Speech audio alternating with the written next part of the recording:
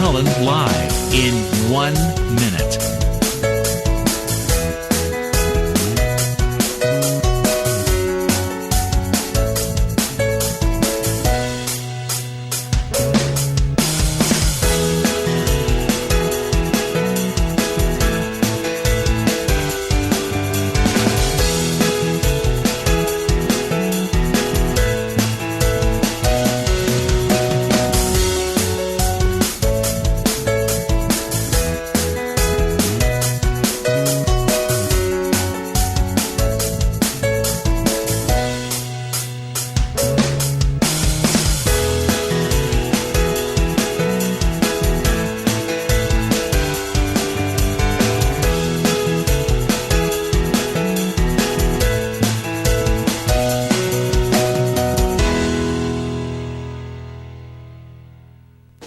Welcome to Lynn Cullen Live at pghcitypaper.com. Email your questions and comments to Lynn at pghcitypaper.com.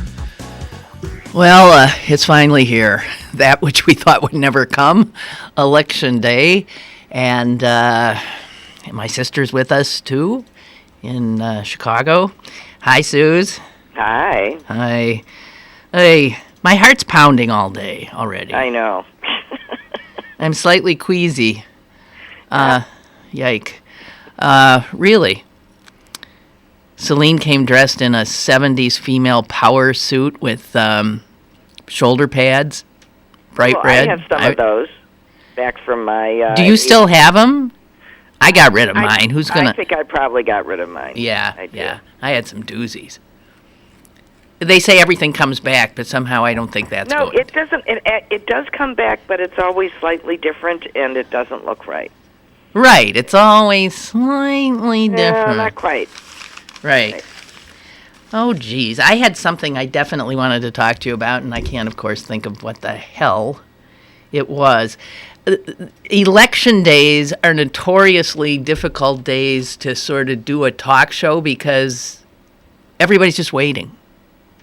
There's nothing to report that I'm aware of. You know, long lines, especially in places where Republicans rule and they've shut down polling places to make things more difficult for people. But everybody's just waiting.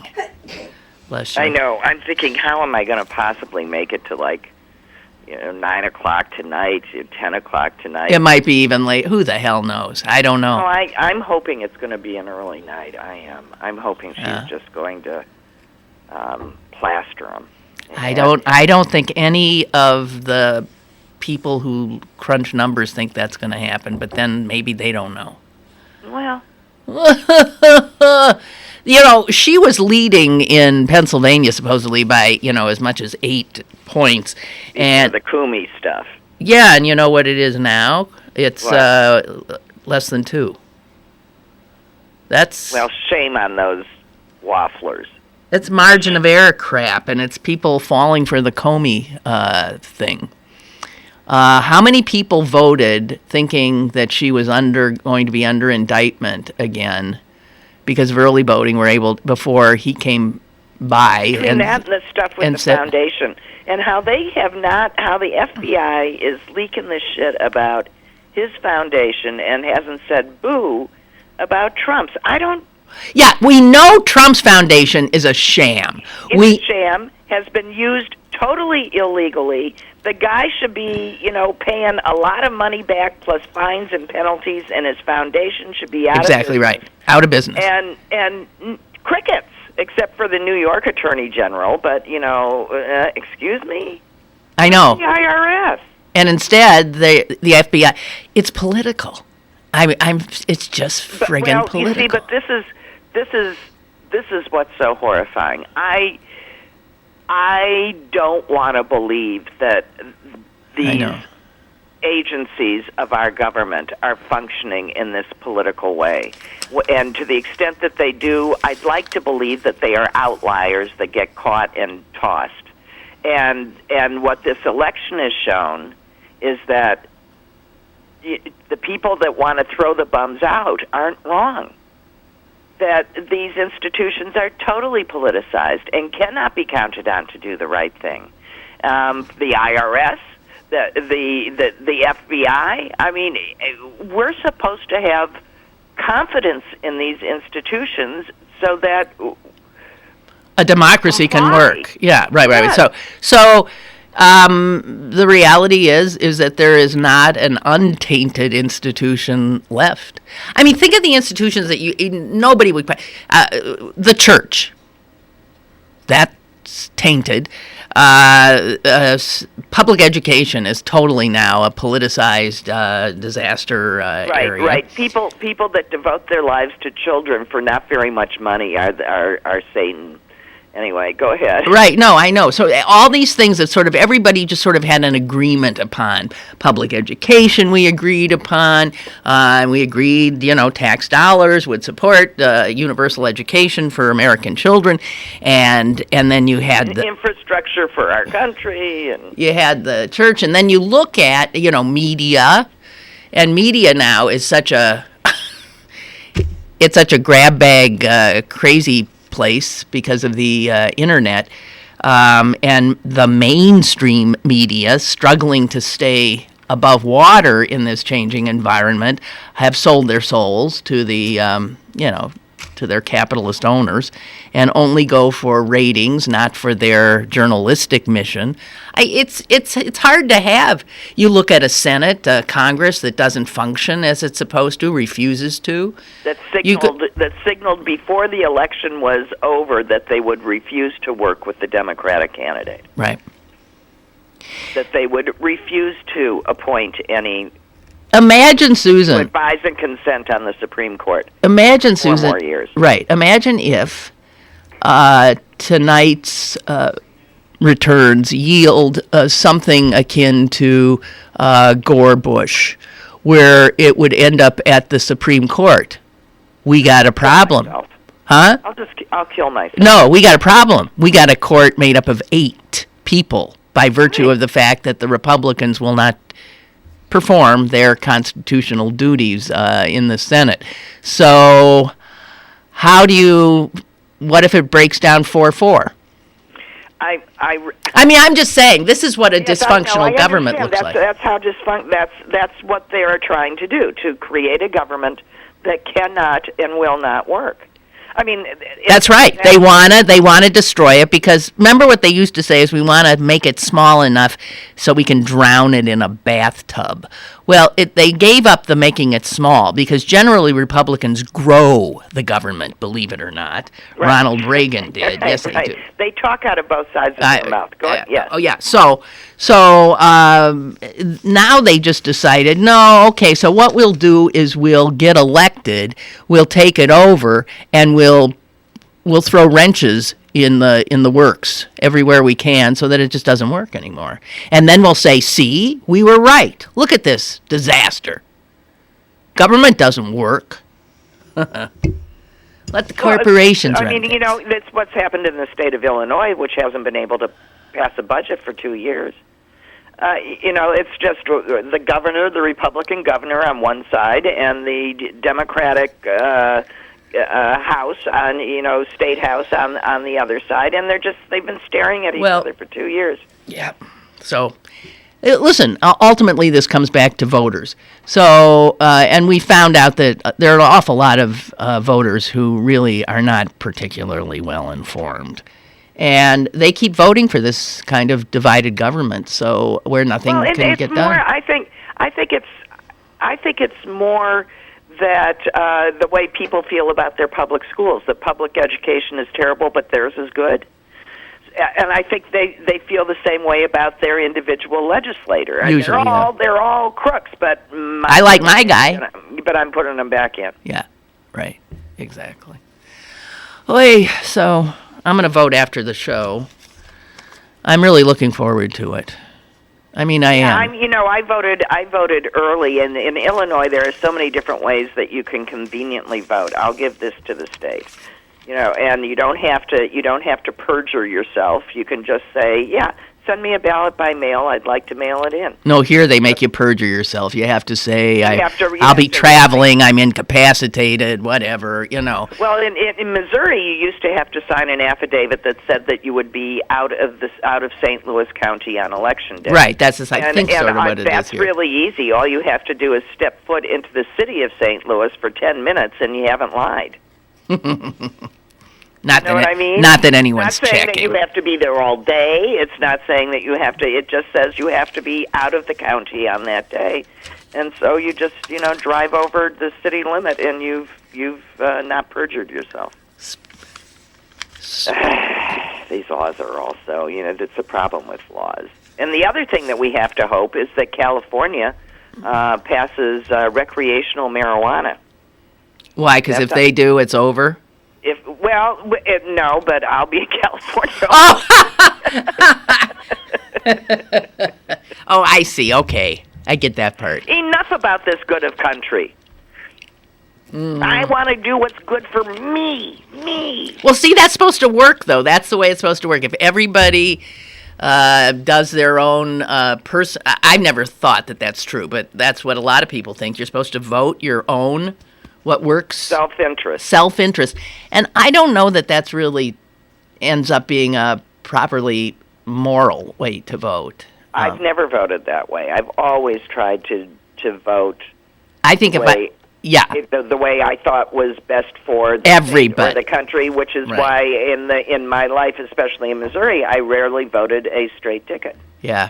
I'll tell you what.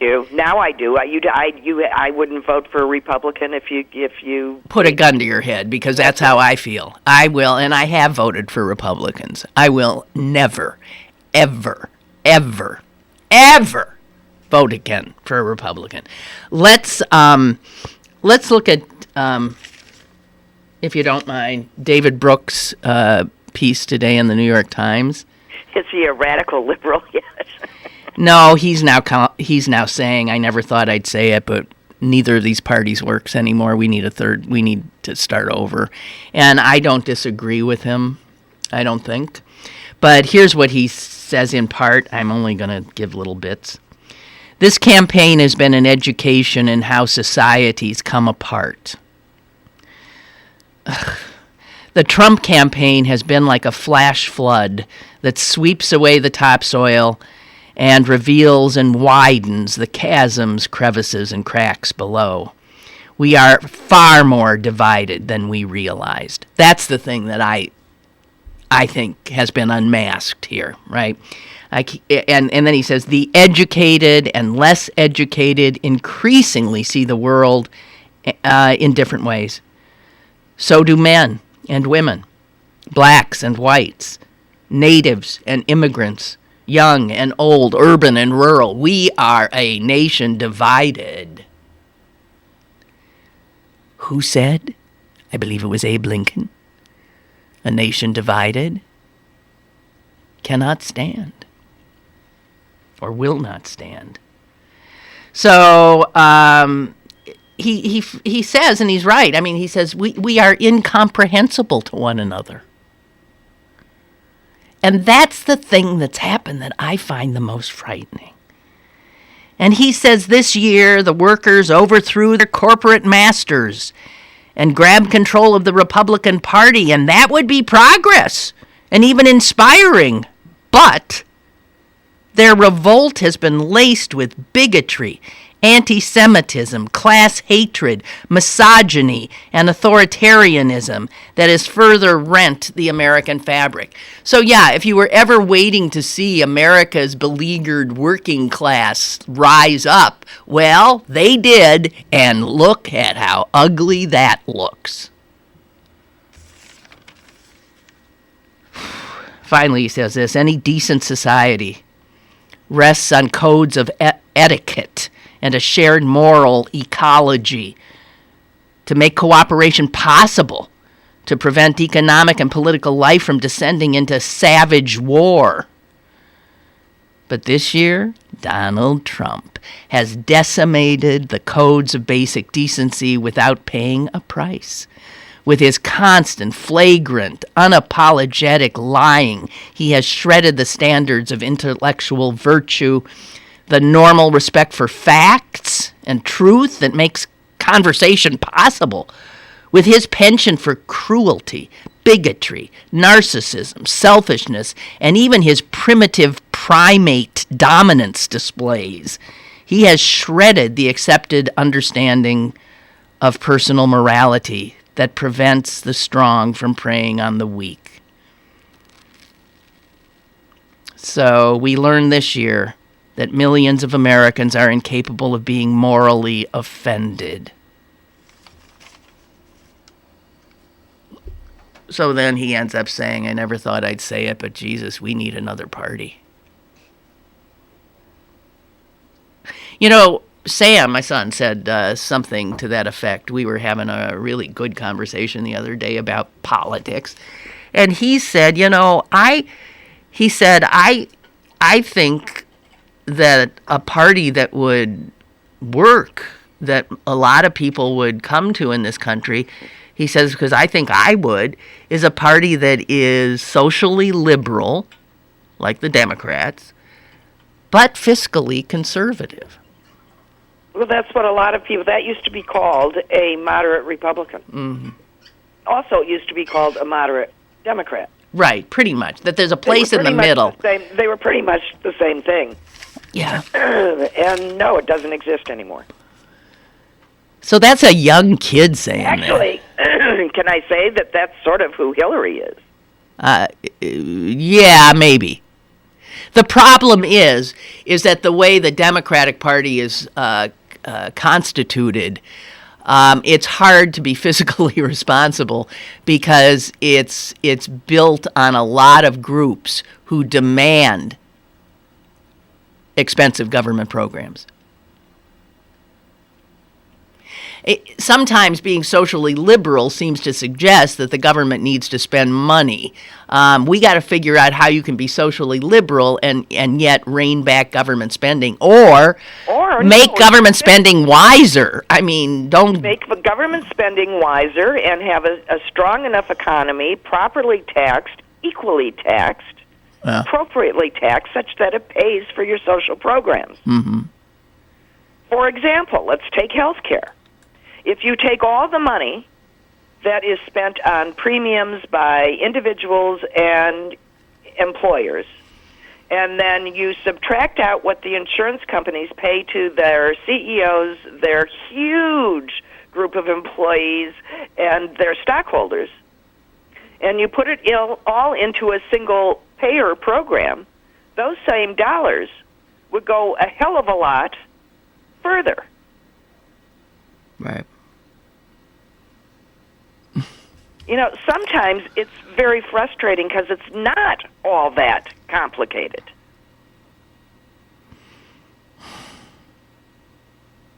And how does all of Europe do it? It's not only about scale. It's because any one of the states could do what they did. It is about proper levels of taxation. If you take all of that money and you put it into taxes to cover it, you can have a better, more comprehensive program. But yes, you're going to be calling it a tax instead of an insurance cost. Your premium. I can't imagine. Well, again, our Congress is owned by special interests, by and large. Yeah. Both parties, by and large. Right. There's a reason people are fed up. There is a reason that people are fed up. Let's just review the issues this year. Big Pharma, EpiPens. Well, I know. The reasons to be... if you want to know how come it doesn't work, it's because we have allowed capitalism to run amok, and that doesn't work. We are really not a free market society, shouldn't be a free market society, because people like Trump exist. Because big business cannot be counted on to do what's right for the country. No, because that's not their job. Big business's job is to do what's right for their stockholders. That's right. It's not their mission statement. You got it. I mean, if you were a CEO and you were running your company to do what's best for a bunch of people who hadn't even invested in your company, your board of directors would throw you out.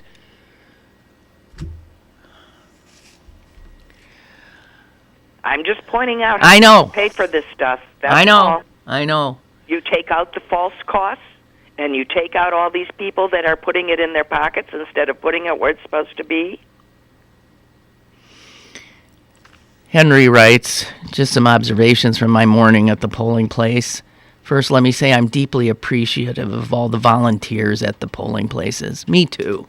Yeah, it's scary this year.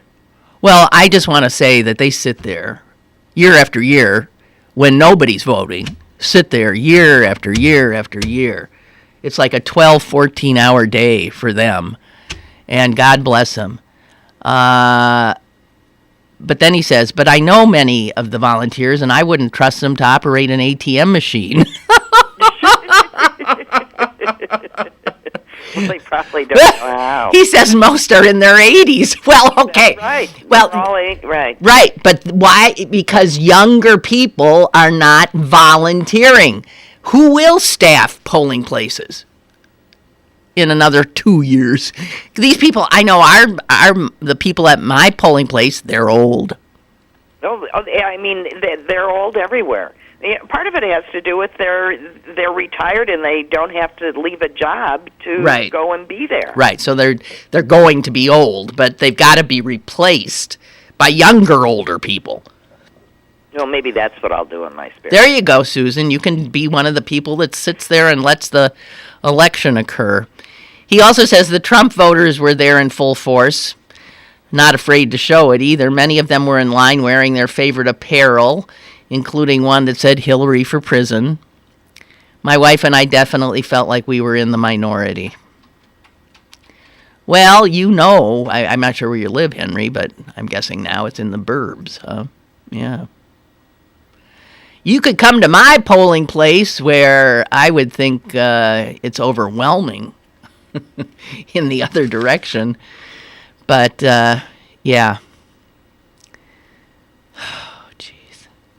And Chuck writes something that's right. He said, as I was about to take my turn voting, the previous user of the machine walked toward the door and said to the judge of elections, "Hey, Ralph, see you in 4 years." And Chuck was thinking, oh, God. Let's remind everyone that this is the wrong attitude, especially for Democrats. If you want to take back the Congress, the legislatures, anything, you've got to vote more than every 4 years. Right. You got to vote every year. Right, and you also have municipal elections. Right. School board elections, and, you know, they happen annually. So it takes more than a trip once every 4 years to be a good citizen. Yeah. Oh, it's so aggravating, especially because voting's fun. I always thought so. So I'm just getting this from the Allegheny County saying there are some issues that have been brought to their attention already. They are all being addressed. And just so you guys know, voters in Robinson reported that polling place at Burkett School was showing a vote different than what the voter was selecting. All machines were tested again with the judge of elections witnessing, and votes were exactly as, I guess that was fixed. Voters in Dormont reported that election workers asking for volunteers because they were short 2 polling places in that location, so one worker I guess they're just... It's, you know, that's sort of normal. Regular stuff. Right. The judge of elections didn't show up in Springdale. Now come on, you got one thing to do, and you don't show up? Early voters got there, and there was nowhere for them to vote. My God. So anyway... Our long national nightmare is just starting. Yeah. Mm-hmm. That's what, you know. Yeah. So, Suze. And I'm worried for Hillary and the whole family.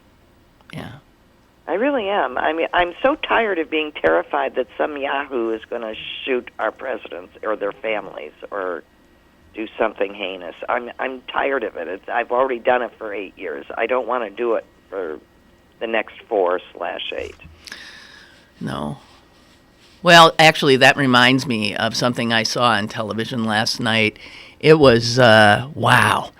It was a black and white documentary of the Wisconsin primary in 1960. John F. Kennedy, Hubert Humphrey.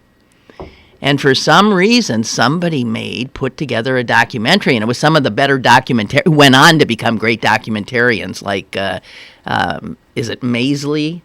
And the other one, too, I'm blanking on their names.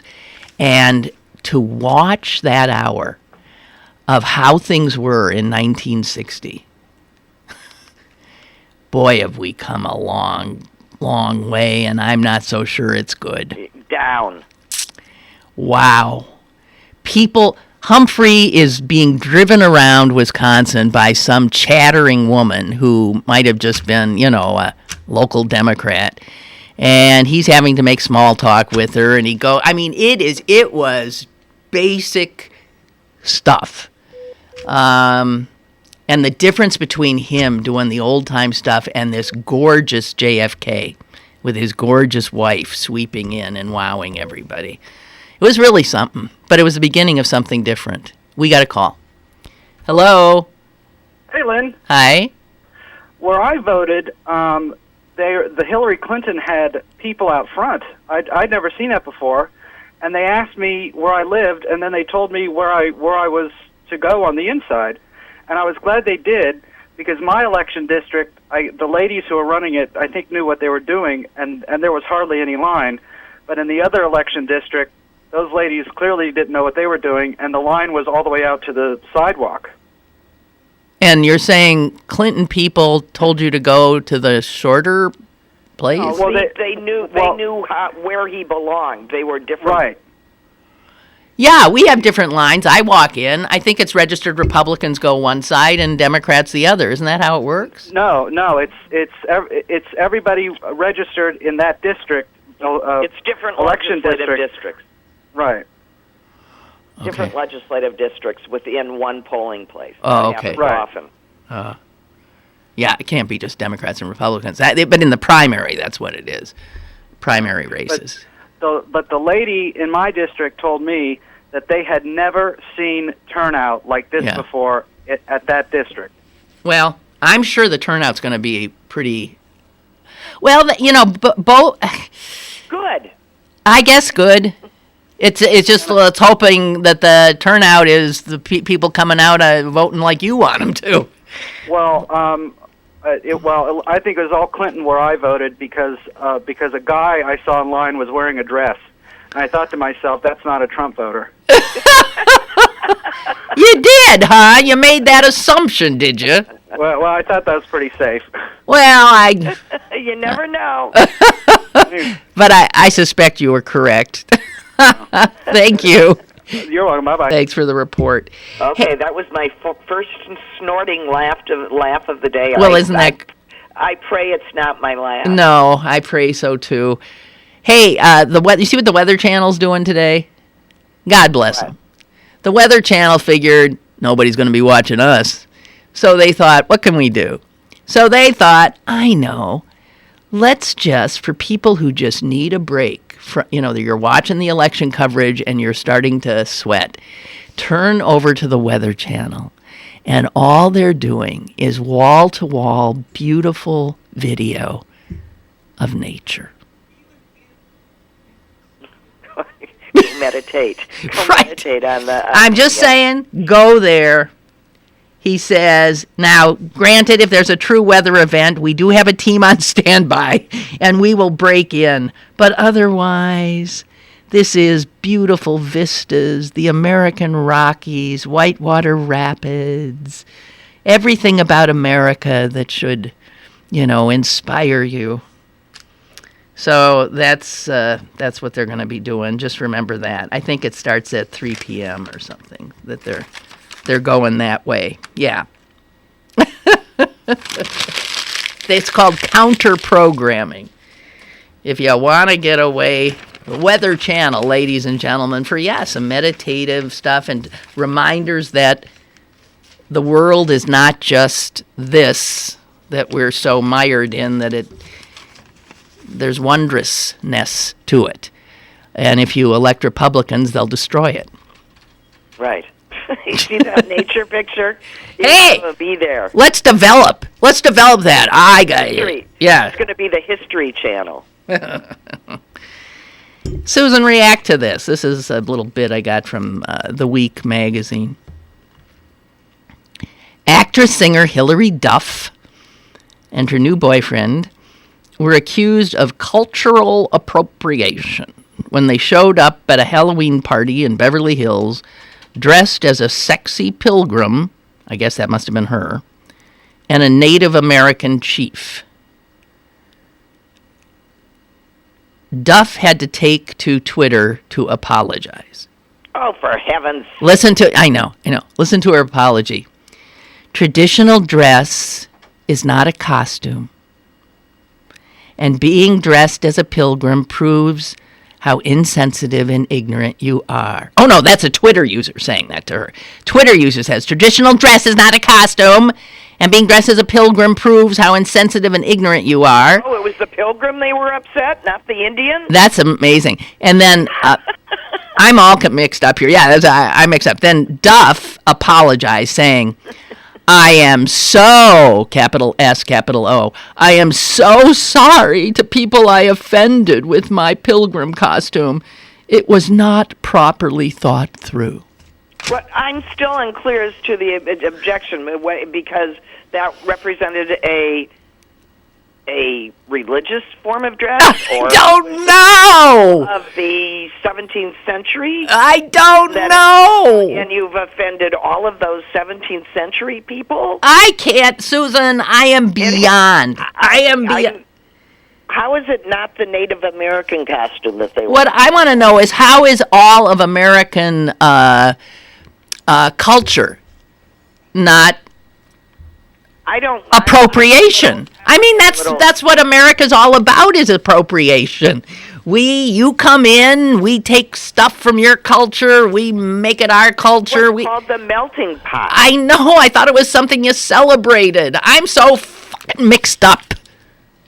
I can't take these new lefty types. I mean, I don't understand why, because I believe that imitation is a sincere form of flattery. And that it's because of admiration. Unless it's Chief Wahoo. It depends on how you do it. Yeah, right. It can be truly.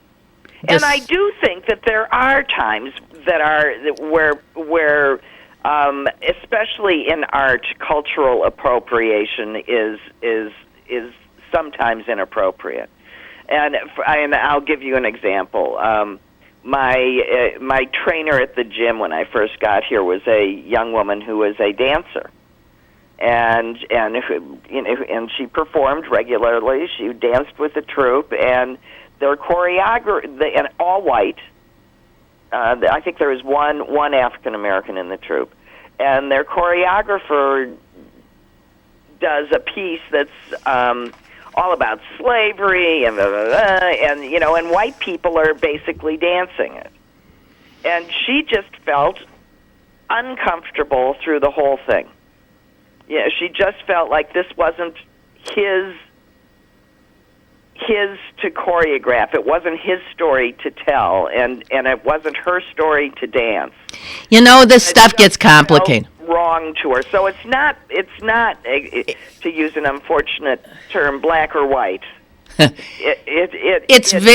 is, Susan, it is so fraught, this whole area. I remember there's a difference between being culturally sensitive and just being totally intolerant of pleasure and humor and admiration and a shared history. Right. But I remember August Wilson, who he really did not think that. I mean, if you're casting for an August Wilson play, you don't put any white actors in there. And if you're if you're looking for a director, he felt you needed a black person who understood. Now, I have to tell you, I agree to that up to a point, and then I start saying this can lead us to insanity. Because don't we applaud when black actors are allowed into formerly all white roles? But I guess that's because they're the totally different. If we're talking about a role of a policeman, it doesn't really matter whether it's an African American, a white guy, a Korean guy, a woman. I understand. But if we're talking about a play that's about an African American family in an African American setting, and it looks a little stupid. Okay. Yeah, but there was something that happened, I think, at a college near here. Might have been Slippery Rock this year. They wanted to put on a play. I forget which one. They don't have a lot of black actors in their pool. And so they had people who were white playing roles that were meant for black people. My memory's so friggin' shot, I can't.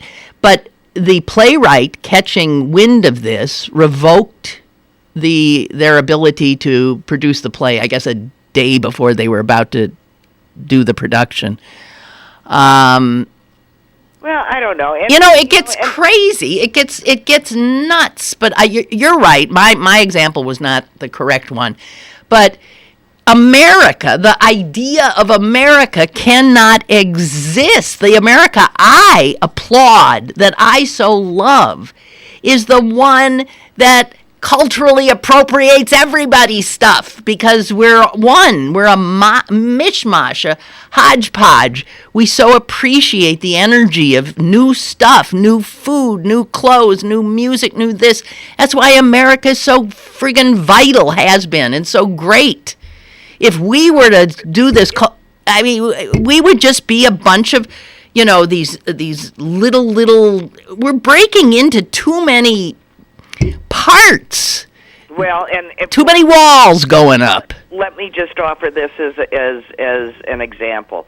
When members of my Catholic family, from my husband's side, choose to speak Yiddish appropriately to me, I don't feel that's cultural appropriation. I feel that that's an admiration of how that language says it all better for a given situation, and they appreciate it. They bothered to learn it, right? And they, yeah. And I do I get offended? No, it tickles me. Yeah, me too. And so, and yes, this all. I mean, I think most thinking people try and agree that political correctness and cultural appropriation, all of these things have to be filtered through some common sense. Yeah. Okay. Gigi writes, I voted in the suburbs today, surrounded by vocal Trumpsters. A man dressed in Trump garb with literature in hand came into the polling place. That's illegal. Not to vote, I think it's illegal too, and looked at things on the table where voters check in. I thought that's illegal, but no one said anything. I went home and researched it. He wasn't allowed to be in there. Not with material. Right. Not with material. Number of places, right. I reported it to the DNC and Election Protection. I encourage people to report something if they see something amiss. No, you cannot bring election materials into. You can stand outside and hand things to people going in. But I even think there you need to keep a distance. Right. There are rules in every jurisdiction. You need to check yours, but you cannot what is called electioneer, which is to say hand out information, talk to people in a coercive way within X number of feet of the doors to the polling place. Right, exactly. So when you see, people standing out there, they're always on the sidewalk, and usually about 20 feet away from the door. Mm-hmm. And anything else is illegal. Can't do it. That brings us to, I got two more emails here. First of all, to the gentleman who called and said that he was sure that because the guy was wearing a dress, that his place was pretty much Hillary territory. Bill has said, wait a minute, Caitlyn Jenner's a Republican and a Trump supporter. That's true. All the more reason to be to never... Bruce Jenner was an idiot, and Caitlyn Jenner is an idiot! Right. You can be a stupid woman yeah, as well as you can be a stupid man. I know, so... Jesus. And then there's this... Right. The transgender issue really is separate. We should make that clear. Yes. Oh, Milton's remembering the thing. It was a case of the play was called Jesus of India. And yes, it was Jesus of India, and they didn't have enough Indians to do it, so they had to have Caucasians do this. And it was Clarion University, and they had to cancel the play. It's such a sad story. They arrived for one of the final rehearsals before their opening of Jesus in India, only to learn that the whole thing had been canceled because they were the wrong race. 3 of the 5 characters are Indian in the play, but the mostly white state university didn't have that. We got a call coming in. Yeah. Hello. Hello. Hi. Hi. Just a quick correction. Okay. Caitlyn Jenner is not a guy wearing a dress. That is correct. Yeah, that's all. All right, Mr. PC, get out of here. Okay. All right. Bye. So the playwright, get this, was not an Indian. He was Korean American. And he pulled the, his... Well, the right. What right does a Korean American have to write about an Indian issue?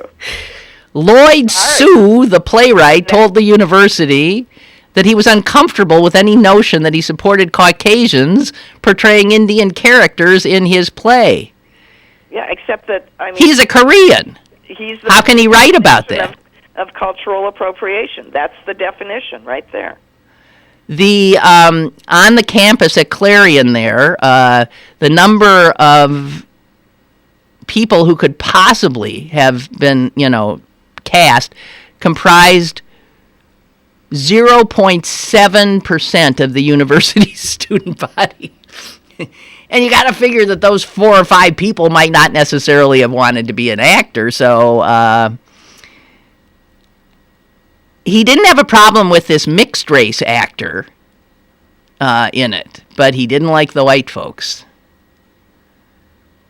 It's sad. The kids were so stunned. They were crying and sobbing. Oh, God. What a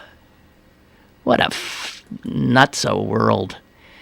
Okay, and also about voting and what's legal and what's not, and how... This is sort of an interesting one. Maureen writes, I vote at UPMC Lighthouse Point, good God, which is an assisted living facility in O'Hara Township. That would be, I would think, Trump territory. This site is located in what is primarily a residential neighborhood. There are no signs at the entrance to the facility or outside the building that indicated it was a voting place, except for a sign on the door where you entered, but which could not be seen if you were in your car looking at that building. In fact, when I was walking the dog this morning around 7 a.m., someone had stopped to ask me where the voting place was. So she gets there, and she tells the volunteers, you guys, there are not enough signs out here that tell people this is where there should be voting. And she was told that UPMC would not allow them to put up any signs outside the facility. Well, but you have to be able to identify the... Well, I think... have the right to say no. They cannot provide a space and then refuse to... Well, they think it's enough to have on the door. on the door. See, they're not allowing any of, often people then stick Hillary, Trump signs all around, and then people know, oh, this is the place. That's what UPMC obviously saying. You cannot do that on our property. But, Guy, it's a what? UPMC, you fools. You agreed to let your building be used. This is how people recognize a polling place. Right. They simply don't have a right to do that. They're such jerks. I mean, everything they do is just jerky. Margie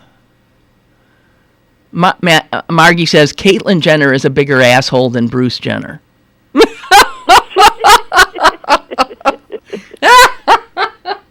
I think you're right. I think you might be right.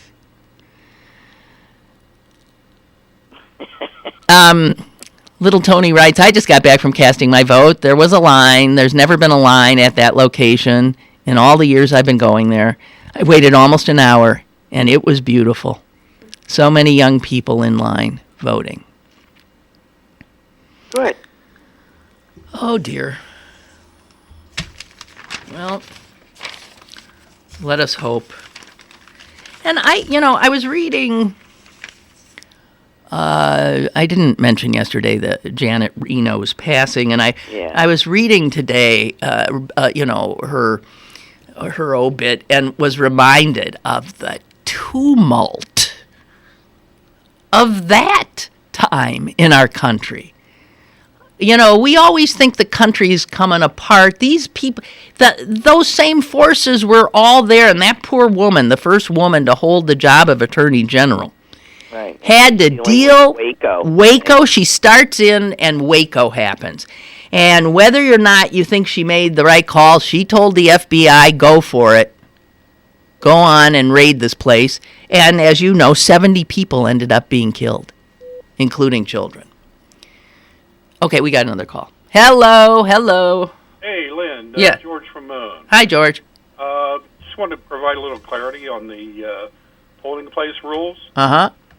I served on them for a number of years and not doing any more. But, okay, as to the literature, voters are allowed to receive literature and carry it into the polling place. Right.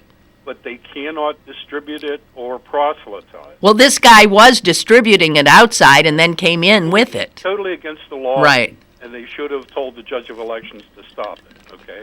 The actual polling place workers are not allowed to have or do any proselytizing with literature either. I had to stop some people that were on the board sitting there with literature just sitting in a stack, and I had it removed.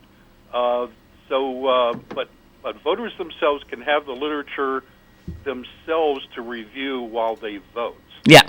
They just you can bring in cheat sheets, and if that's literature, that's fine, right? The other thing is, as to you cannot do any proselytizing for voting, electioneering 50 feet before the entrance of the polling place. Okay, well, that's Pennsylvania law, right, yep. 50 feet. Yep.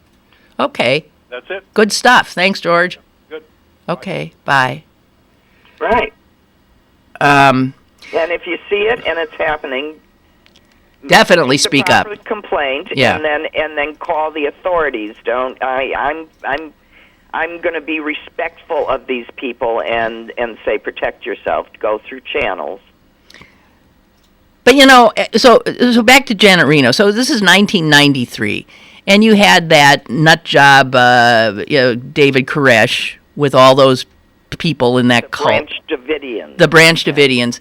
And they were ultra right-wing types, too. They thought the government was out to get them, and they turned out to be right. And unfortunately, that helped fuel some of what we're seeing now. That goes down as, you see, on the real, disgusting, off the charts right wing. I gotta find a name for it because I ain't saying alt right. That's bullshit. This showed. Look at the FBI came in and they mowed down 75 people. Children, women. He blew the place. The place was just blown up. And they were going in because children were being abused. Let me remind people, this is 1993. Let me remind people that in the 90s, when Bill Clinton was president, we had that. We had Timothy McVeigh. Yeah, he who blew up the Oklahoma. You want terrorism? We knew terrorism. 168 Americans were blown to pieces by a white, right-wing, former veteran, David Koresh. I mean, not David Koresh. What's his name? Timothy McVeigh. Timothy McVeigh. You also had at the time the Unabomber. More terrorism, sending bombs to people. He also was a white male. I'm thinking of all the terror we're seeing, everything I have talked about, white men, white men, white men. And then also during her tenure, was Alien Gonzalez, the little 6-year-old, with that video of him being grabbed by agents from his uncle's arms and sent back to Cuba to his father. Wow. Think of how crazy all that was and how unsettling and how frightening. But everybody agrees there's something different about this one, about this time and this race. Well, yeah, that's totally different. Okay. Gigi has an update. I just marched back into my polling place to report the incident this morning, and the judge of elections is not present right now. There's got to be someone there. Gigi then says supposedly my report will be passed on to her. I wouldn't necessarily believe that. Gigi, I think you got to report this to the county elections. Right. Call the board of county. Call your county election board. There's oh God, I wish I had the numbers, and then I did have the numbers, and I got rid of them for some reason. Brooke, speaking about this evening, says, I imagine I'll be jumping from CNN to Fox to MSNBC back again like I did in 2012. Fox actually might be more entertaining if Hillary wins. Oh, God. Do you recall in 2012 when Fox called Ohio for Obama and Fox... Rove freaked out. Rove refused to accept it. And it wasn't until Megyn Kelly grabbed a mic and walked down to where the people were crunching the numbers. And, that was great television. Brooke says, watching Rove melt down was, great television. Hoping for something similar tonight. Well, you got to hand it to Megyn Kelly, but she sat at that network and stood up to all of these guys for years. Up to a point. She's working in a certain environment, but here's what I think, without a doubt, she is probably one of the most capable on-air personalities I've ever seen. She's smart.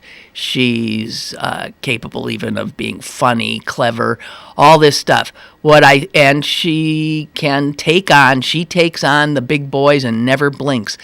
My problem with her is she has, in her tenure there, said some things that are so Fox-like crap that she's the one who said Santa Claus and Jesus were both white, that this was historically true, right? Oh, okay. Shit like that. Yeah. I mean, where she knows better, my guess is.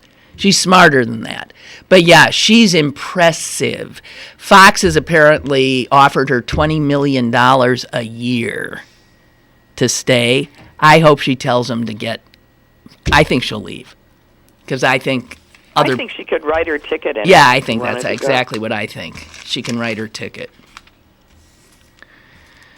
Oh, so what was Barack Obama doing today? Man, is he a happy guy. He was shooting hoops with some buddies. Well, I'm sure they're ready to retire. Oh, yeah. They're done. He's done. He doesn't have to do this anymore. And actually, after the election, assuming it's Hillary, can you imagine how it will drive these right-wingers out of their minds to watch a black president hand off the power To the a first woman. black president to hand off to the first woman. Wow. Here's the tragedy. I mean, I'm so proud of it. I'm so proud of it and excited by it, and I know. feel every bit as awed by it as I did when Obama was. And I know. And we have to sit there and listen to the slander, heaped on her head. It's really, ugh. Al Hunt did a piece where he said, boy, we'll think back so fondly because you know that if she wins, it is just going to be incessant congressional investigations of every move she makes, and even those she never made. The Republicans refusing to legislate, refusing to cooperate, refusing to do their job of advise and consent, all that stuff will happen. It's just going to be mind-boggling. One can only imagine the crap coming out of Breitbart. One can only imagine. And let us stop and think, because we will remember this. Barack Obama was our president for 8 years. Scandal-free. When's the last time that happened? Barack Obama. Well, they couldn't cleanest. They couldn't even try. They couldn't. There was no chink in the armor. No. Yeah, listen, not for lack of trying, I'm sure. Right. We've got a call. Hello. Hey, Lynn. Hi. Yeah. Okay. You can copy this, a couple of phone numbers. Allegheny County Board of Elections. Okay. Okay. 800 Mm-hmm. 581-9145 Okay. is for complaints. Okay, so that's Gigi, what you need, 800-581-9145. Right. Or the main number there also is, if the one's busy, 412 Mm-hmm. 350 Okay. 4500. Thanks, George. Okay, sure. Great. Thank you. Repeat that. I will, and I'll put it up on my Twitter account and on our Facebook page as well. A County Board of Elections is 800-581-9145, or also 412-350-4500. Okay? All that's good. And I guess we got a call. Hello? Caller? Hi. Hello? Gigi. Hello? Hi, Lynn. It's Gigi. Oh, Gigi, hi. I can barely hear you. I'm just calling with another update. I did speak with the judge of elections. And Uh-huh. Yes, it was illegal, and they'll make sure it doesn't happen again. Oh, you did get somebody, you did get the judge. I finally thought, they did give her my phone number, and she just called me. Okay. But what I would still do, Gigi, I would still call the County Board of Elections to let them know that that judge did not do anything until you twice. I mean, it's your efforts. No, I called the County Board of Elections this morning. Okay. And they couldn't have cared less about it. They said that, well, there are a lot of people at the polls. We don't know what's going on. We weren't there. We didn't see it. They actually told me that. That's when I called the DNC. Okay, all right. We can barely hear you, so good work. Thank you. All right, bye. Okay, bye. For those of you who didn't hear it, that's Gigi. She finally got to the judge of elections there, and the judge said, yeah, that's wrong. I'll make sure it doesn't happen again. And that when she called the County Board of Elections, they seemed totally indifferent. Right. Couldn't have cared less is what she said. Good God. Well, that's a little unsettling. Yeah.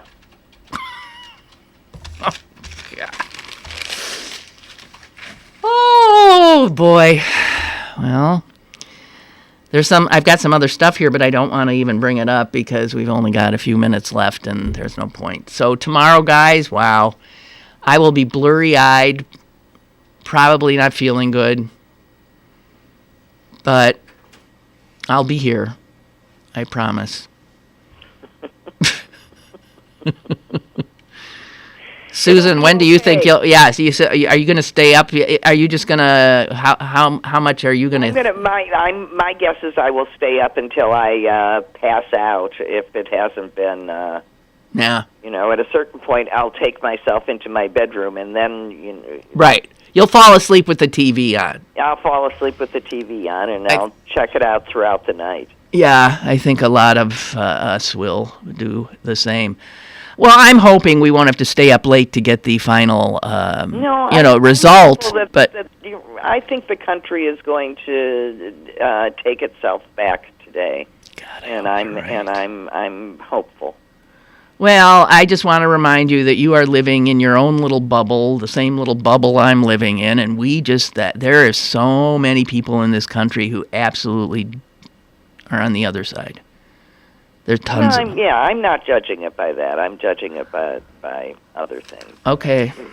I hope the size of the Hispanic vote, by the fact that that millennials are voting and chiefly Democratic, and just things like this and turning out. They appear to be turning out, so that's what's important. Saved by our young and our minorities and other marginalized populations, which is exactly why these angry white people are losing their minds. They're losing their power. Wow. Okay, Suze, keep your fingers crossed. I'm going to go exercise my right to vote.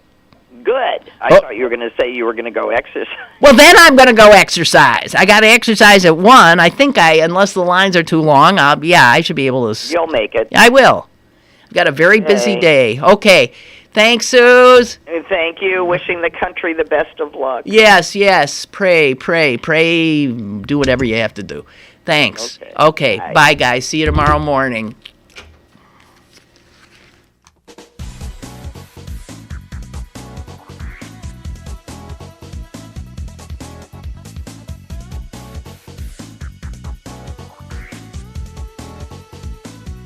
Lynn Cullen Live, Monday through Friday from 10 a.m. to 11 a.m. and archived at pghcitypaper.com. The opinions expressed on Lynn Cullen Live are those of the host and do not necessarily reflect the viewpoints of Pittsburgh City Paper, Steel City Media, and its advertisers.